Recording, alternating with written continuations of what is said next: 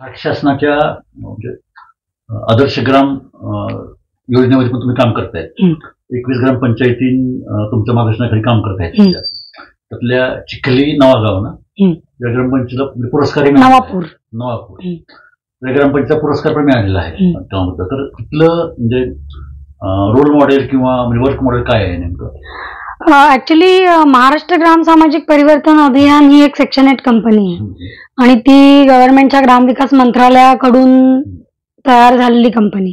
तर त्याच्यामध्ये सगळे वेगवेगळ्या प्रकारचे CSRs येतात कंपनीचे. ते गावामध्ये ग्रामविकासाच्या साठी म्हणून त्याचा वापर व्हावा असं त्याच्या मागचं हेतू होता आणि त्यासाठी फेलोजची निवड केलेली होती. ते BA BCom झालेले असे तरुण मुलं यांना गावामध्येच पाठवायचं आणि त्यांनी त्या संपूर्ण ग्रामपंचायतीची जबाबदारी घेऊन त्या ग्रामपंचायतींचा होलिस्टिक डेव्हलपमेंटचा प्लॅन बनवून मग त्याचं विविध योजना सरकारच्या ज्या आहेत त्यांच्याशी जोडून घेऊन ते इम्प्लिमेंटेशन मध्ये आणायचं असा तो एक कार्यक्रम होता. तर त्याच्यामध्ये सुरुवात झाली ती 2017 मध्ये आणि तेव्हा सुरुवातीला त्यांनी ग्रामदूत निवडले होते ग्रामपंचायतीच्या स्तरावरती काम करणारे, पण त्यांना कोणी मेंटर नव्हता. नंतर हे लक्षात आलं की जरी वॉर रूम मधून VCs व्हायच्या आणि कलेक्टर डायरेक्ट ही मुलं आणि कलेक्टर आणि सर म्हणजे तिथे सचिव बसलेले असतील ते या गावांच्या म्हणजे या गावांचं प्लॅनिंग कसं झालं, त्यांचं ते काय होते, काय प्रश्न आहेत याचा आढावा घ्यायचे. त्यामुळे ती बराबर कामं व्हायची. पण हे लक्षात आलं की काही नवीन असलेल्या कार्यकर्त्यांना डायरेक्ट गावामध्ये सोडून जमत नाही, कारण खूप साऱ्या गोष्टींची माहिती नाही आहे, प्रशासनातल्या विभागांची माहिती नाही आहे. मग त्यांनी ठरवलं की डिस्ट्रिक्ट एक्झिक्युटिव्हची पोस्ट आणायची आणि मग त्यांनी जिल्हा कार्यकारी अधिकारी अशी एक पोस्ट आणली आणि मग त्याच्यामध्ये मी एंट्री घेतली.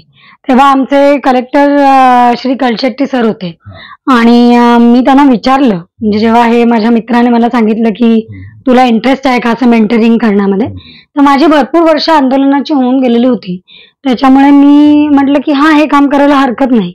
मी कलेक्टरांना पण विचारलं की असं असं ग्रामविकासाचं काम आणि याचं मेंटरिंगचं काम आहे या फेलोजचं, तर काय तुमचं म्हणणं आहे? तर ते म्हणाले होते की अगदी नक्की करून बघा, प्रशासनातल्या खूप साऱ्या गोष्टी तुम्हाला कळतील आणि नवीन अनुभव असेल.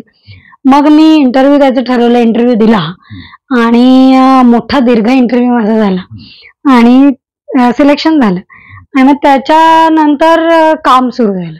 तर त्याच्यामध्ये या सगळे फेलोज जे सगळे रॉ होते त्यांना प्रत्येक डिपार्टमेंटच्या बरोबर लायझनिंग करणं आणि गावामध्ये हे कार्य कसं करायचं, म्हणजे मीटिंग्स कशा घ्यायच्या, लोकांबरोबर काय बोलायचं काय नाही बोलायचं, त्याच्यानंतर या योजनांमधले काय काय बारकावे आहेत, म्हणजे घरकुलची योजना असेल, नंतर ज्या flagship programs CM flagship programs होते ते असतील आणि इतर सुद्धा पाणी, रेशन, रोजगार वगैरे हे सगळे मुद्दे हे सोडवायचे कसे याचं मी पूर्ण माझं त्या मुलांबरोबर मेंटरिंग करणं आणि गव्हर्नमेंटच्या सगळ्या डिपार्टमेंट बरोबरचं लायझनिंग करणं असायचं. म्हणजे सुरुवातीला फेलोंना कोणी वाली नसल्यासारखं असायचं, मग ते कलेक्टरांकडे जाणं शक्य व्हायचं नाही. मग जेव्हा आमची नियुक्ती झाली तेव्हा मग आम्ही तो रोल कलेक्टरांसारखा रोल आम्ही तिथे त्यांच्यासाठी त्या गावांसाठी प्ले करायला लागलो आणि मग त्याच्यामधून मग या गावाच्या संकल्पनेमध्ये चिखली येण्याचं जे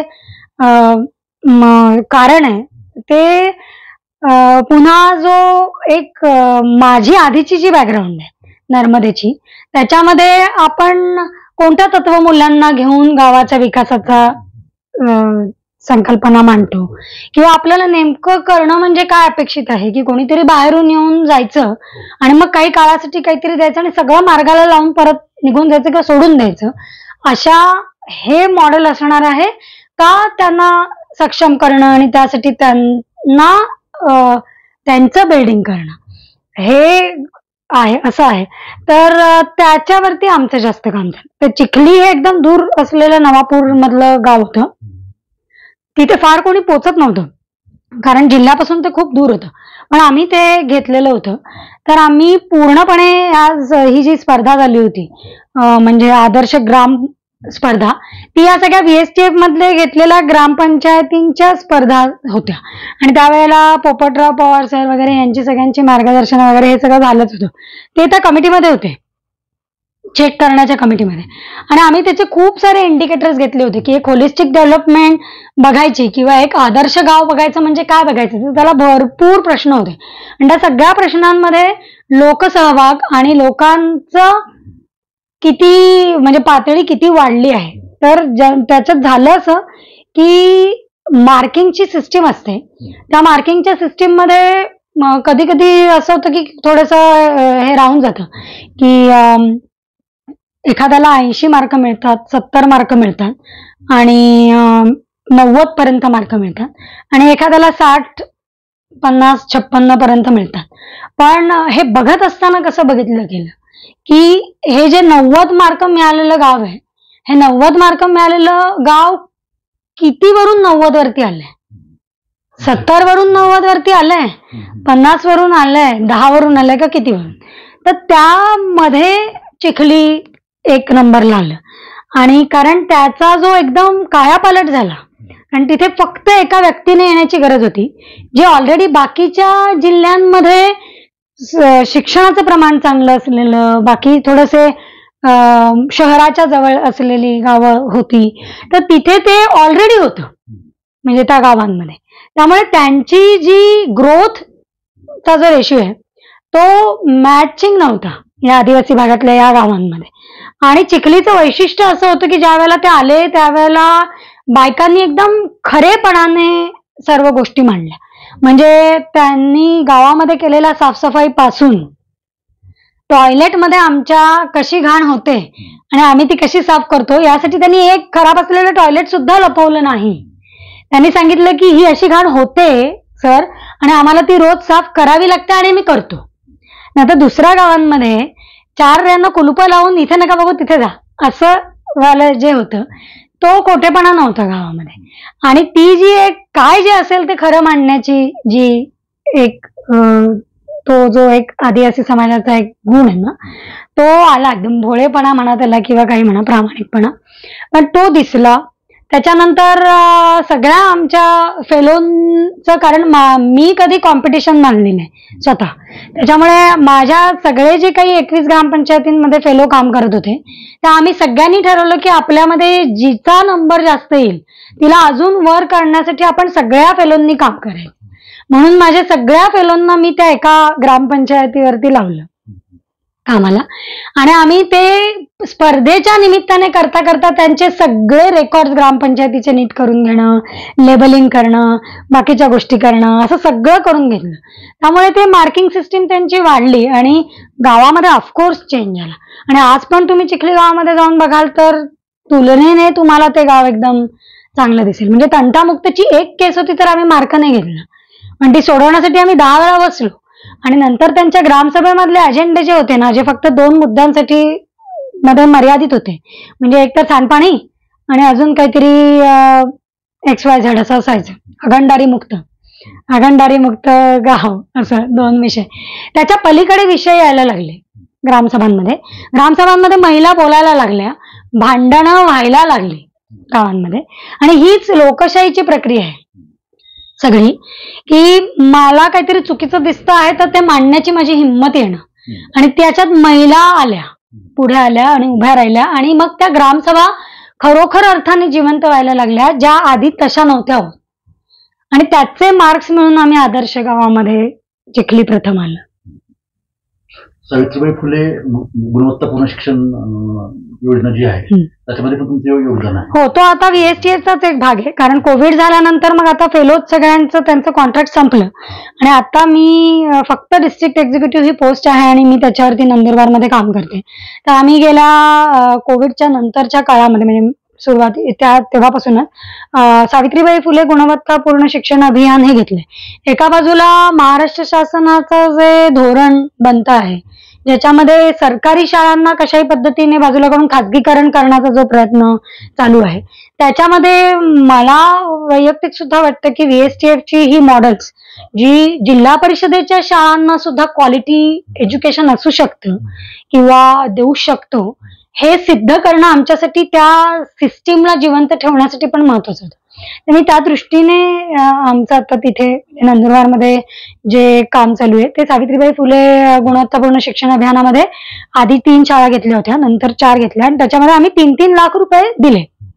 पण ती प्रोसेस करत असताना पैसे देण्याची ही आम्ही तेवढ्यापुरती म्हणजे ती शासकीय याच्यामधून आणली नाही की जिल्ह्याला आले मग शिक्षण अधिकाऱ्यांनी तिथे पाठवलं, असं नाही केलं. डायरेक्ट आम्ही त्या समितीच्या नावावरती टाकलं, शिक्षण समितीच्या. आणि मग शिक्षण समितीकडून प्लॅनिंग करून घेतलं की या 3 लाखामध्ये करायचं काय आहे.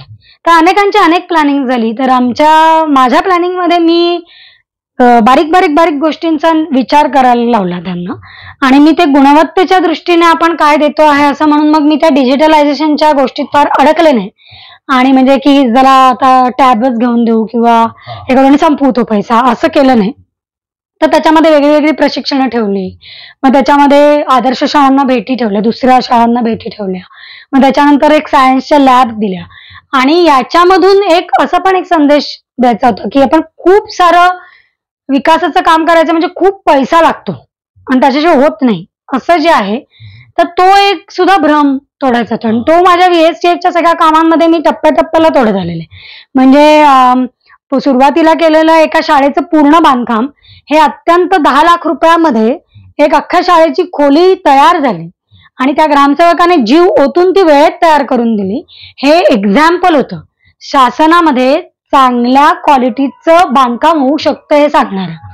त्याच्यानंतर दुसरा मुद्दा जो होता की शाळेच्या संदर्भातल्या मॉडेल्सचा, तर त्याच्यामध्ये 3-3.5 लाखाच्या मोठ्या सायन्स लॅब ऑलरेडी दिल्या गेलेल्या होत्या वेगवेगळ्या शाळा निवडून जिल्हा परिषद शाळांमध्ये CSRच्याच फंड्समधून. पण आमच्या फंडमधून मी देत असताना त्याच्यात पुन्हा बघितलं की याच्यामध्ये मुलांना ते मिळणार आहे का करायला. कारण आम्ही शोपीस म्हणून तर आपण सगळीकडे लावून ठेवतो की ही आमची इन्स्ट्रुमेंट्स आहेत आणि मग नंतर सरच जाऊन ओरडतात की याला हात नको लावू, तुटलं तर मला भरपाई भरावी लागेल. मग काय अर्थ त्याचा राहिला. मग मी अशी संस्था शोधली की जी संस्था असे छोटे मॉडेल्स देऊ शकेल की ज्या मॉडेल्स मध्ये हाताळताना मुलं नाही घाबरणार, मुलापेक्षा जास्त शिक्षक नाही घाबरणार की हे तुटेल तर आमची रिकव्हरी निघेल असं. म्हणून मग ते 30 छोटे संच वर्क करण्याचे म्हणजे प्रयोग करण्याचे आणि 30 असे मोठे मॉडेल्स की ज्याच्यामधून तुम्हाला एक क्रिया समजते की ते फिजिक्सची असो, केमिस्ट्रीची, बायोची असो ती. आणि त्यावेळेला एक क्रायटेरिया महाराष्ट्र शासनाच्या शाळांचा होता की 7वीच्या नंतर किंवा 8वीच्या नंतरच तुम्ही लॅब द्यायच्या. त्याच्या आधी काही मुलांना सायन्स लॅबची गरज नसते. 1ली-4थीच्या मुलांना काय देता. पण आमचं म्हणजे माझं वैयक्तिक मत हे होतं की मूल आल्यापासून 6 वर्षाचं मूल क्युरियस असतं आणि ते आपल्यापेक्षा भन्नाट हुशार असतं आणि त्याला आपण छानपैकी दिलं पाहिजे करायला, तेव्हा ते जास्त त्याचं डेव्हलप होईल. म्हणून मग आम्ही 1ली का 4थी काय आणि 4थीच्या शाळांना पण आम्ही तो 1,20,000चा पूर्ण लॅब दिली. आणि मग त्या लॅबमध्ये आम्ही एक छोटं मॉडेल दिलं. ते देशातलं पहिलं मॉडेल आहे बरं का. ते देशातलं असं पहिलं ग्रहांचं मॉडेल आहे की ज्याच्यामध्ये तुम्ही ग्रहांची जी गती आहे फिरण्याची सूर्याभोवतीची ती वेगळी आहे. पण 3D किंवा तुम्ही अजून कोणत्या माध्यमातून त्यांना दाखवलं तर मुलांना तसं कळत नाही, कारण ते चालू राहतं त्यांचं पण त्यांना ते स्पर्श नाही करता येत काय नाही. तर या मॉडेलमध्ये आम्ही ते स्पर्श करता यावेत असं ते मॉडेल होतं. आणि ते कुतूहल संस्था म्हणून पुण्याची संस्था आहे, त्यांनी ते बनवण्याची प्रक्रिया चालू होती आणि माझं युटिलायझेशन सर्टिफिकेट देऊन पैसे संपवण्याचं चालू होतं.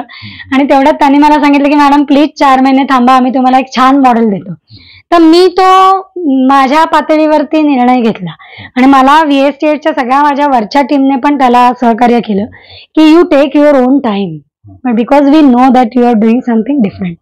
तर तो मला एक सपोर्ट VSTFने खूप चांगला दिला आहे आणि त्यामुळे मी मला हवं तसं मॉडेल तयार करू शकले. आणि मग ते मॉडेल आमच्याकडे देशातलं पहिलं छोटं मॉडेल आहे, फक्त 19,000चं मॉडेल आहे, काही मोठं नाही.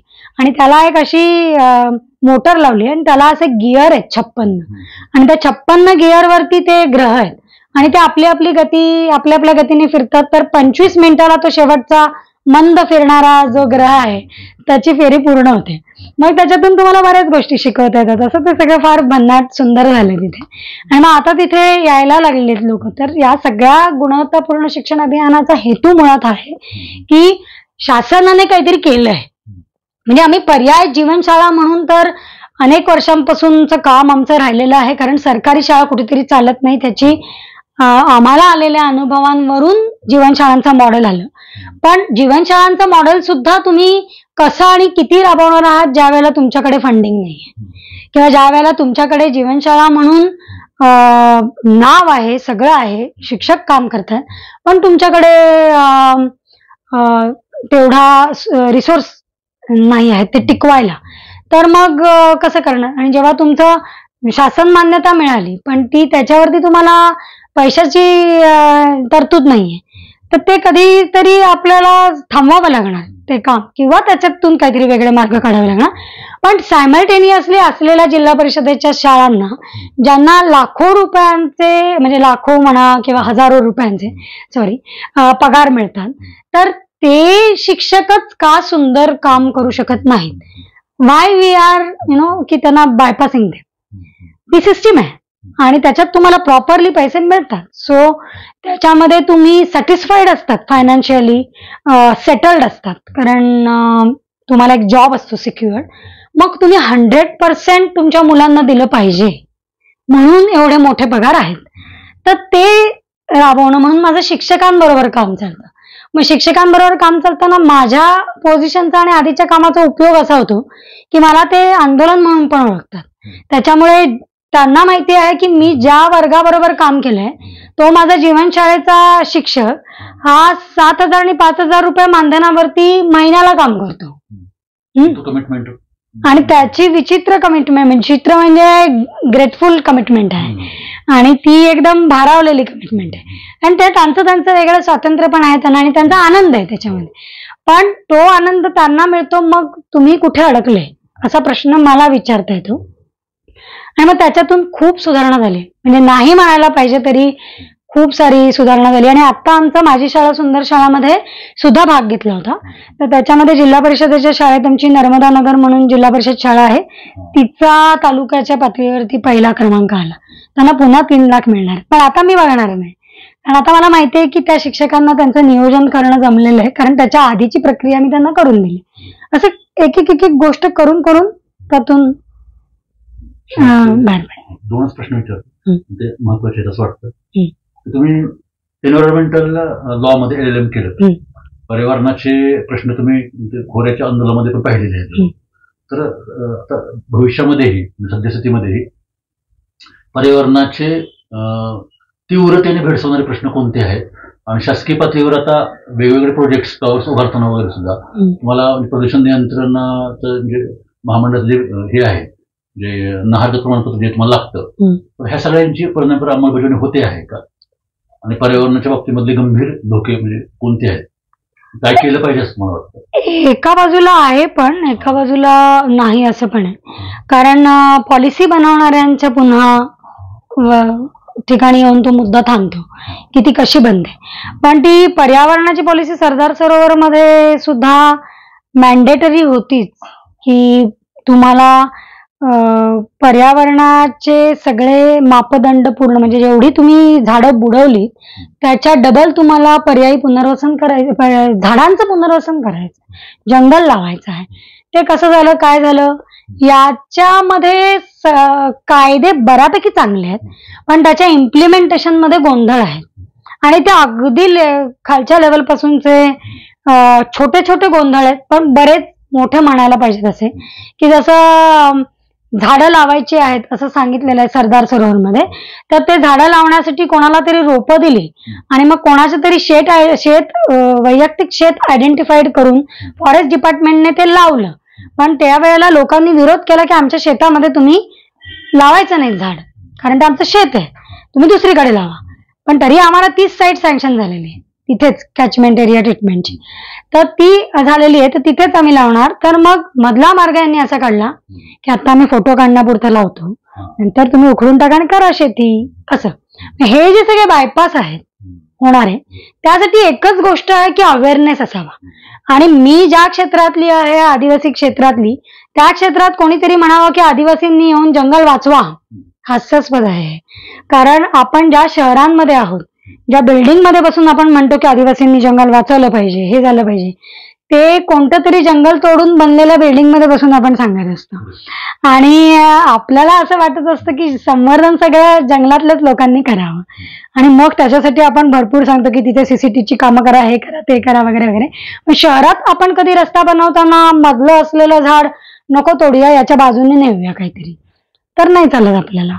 किंवा मेट्रोची आपल्याला आणायचं काही रूट आहे का, किंवा बारामतीमध्ये झालेल्या आता म्हणजे मोठा जो इलेक्ट्रिसिटीचा प्रोजेक्ट आहे, माझ्या एका मित्राची त्याच्यामध्ये जमीन जात होती आणि त्याच्यामध्ये मोठं टॉवर त्या शेतामध्ये उभं राहणार होतं. ते हे कसले खेळ आहेत, म्हणजे तुम्हाला एनर्जी म्हणून तुम्हाला काहीतरी दाखवायचं आहे की आम्ही सोलार एनर्जी करतोय, पण ते पुन्हा एका ग्रीडमध्ये आणण्यासाठी, पॉवर ग्रीडमध्ये आणण्यासाठी तुम्हाला पुन्हा टॉवर्सचीच गरज पडते. म्हणजे ते तुम्ही खाजगीकरणाच्या, म्हणजे पर्यावरणाच्या नाव घेऊन की आता आम्ही इको फ्रेंडली इलेक्ट्रिसिटी देणार किंवा व्हॉट एव्हर आपण असं म्हणू, पण तुम्ही शेतामधून तुम्ही मोठे मोठे किलोवॅटचे तुम्ही तारा टाकून शेती संपवताय तिथे, तर ते कसं, आणि त्याच्यामध्ये त्यांना 50,000 40,000 कॉम्पन्सेशन वरती संपवताय. म्हणजे शेतकऱ्यांना म्हणजे ही जी सगळी एक विरोधाभास आहे ना हा सगळा, की दाखवताना एक दाखवायचं की ते इको फ्रेंडली आहे किंवा कसं आहे. म्हणजे जसं प्लास्टिकचे कप, म्हणजे पेपर कप वापरा.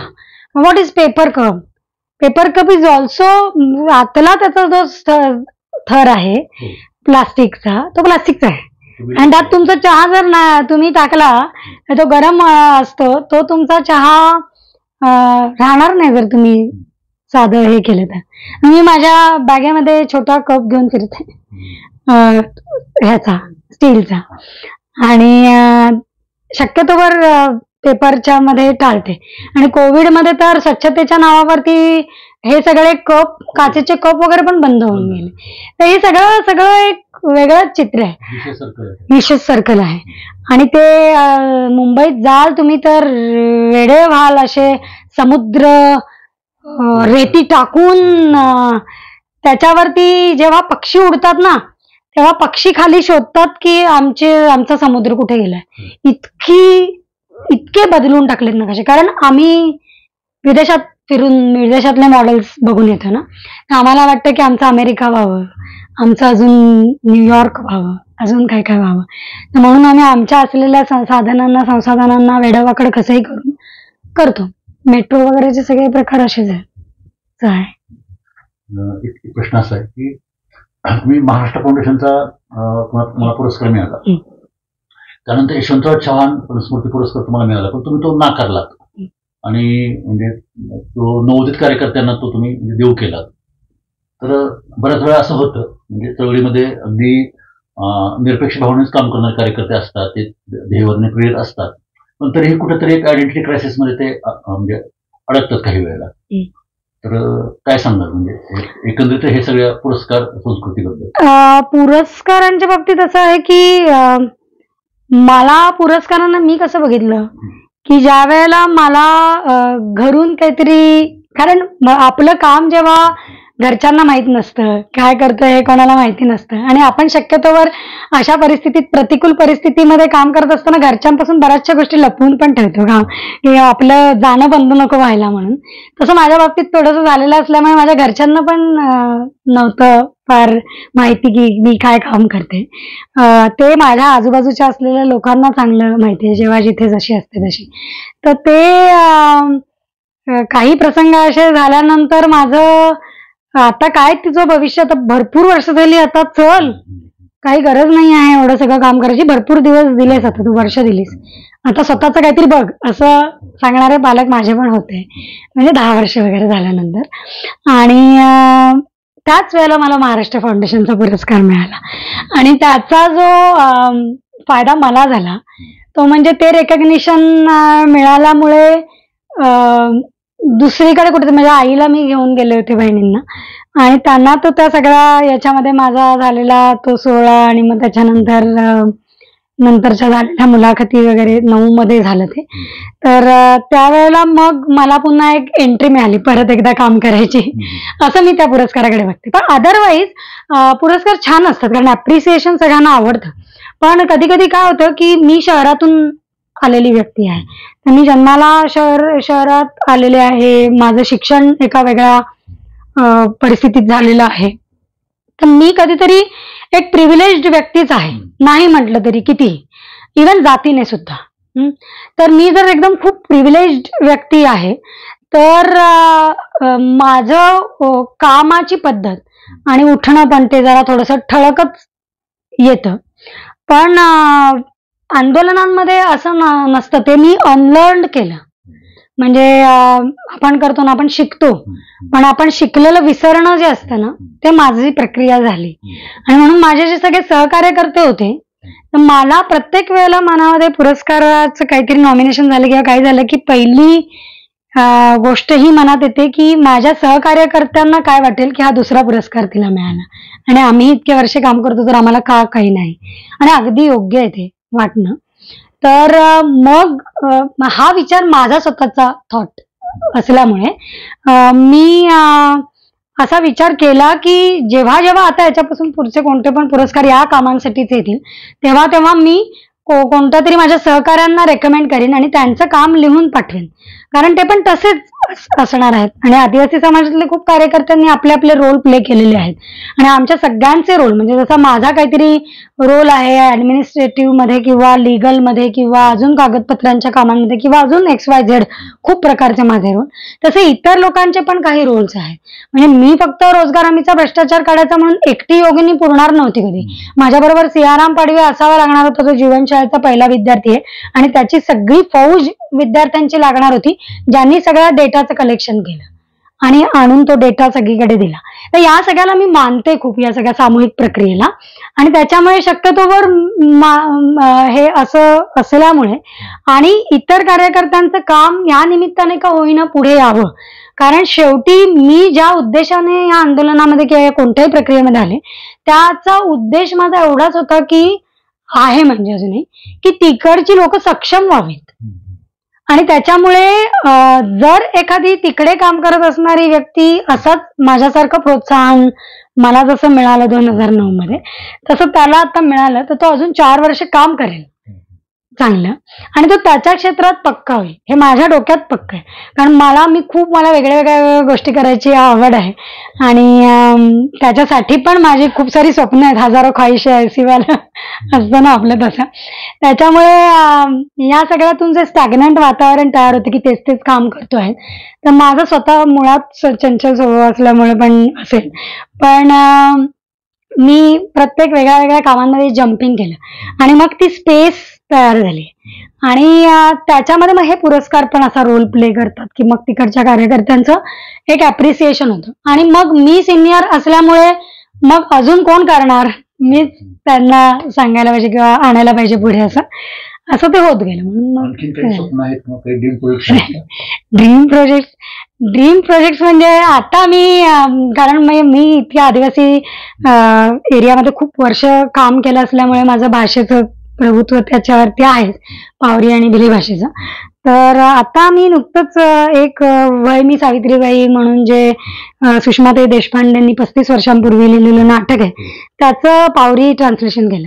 आणि आमची एक जीवनशाळेची विद्यार्थिनी आहे 11वी मध्ये एलिसा म्हणून, ती आता त्याचं नाटकाचं सादरीकरण करते.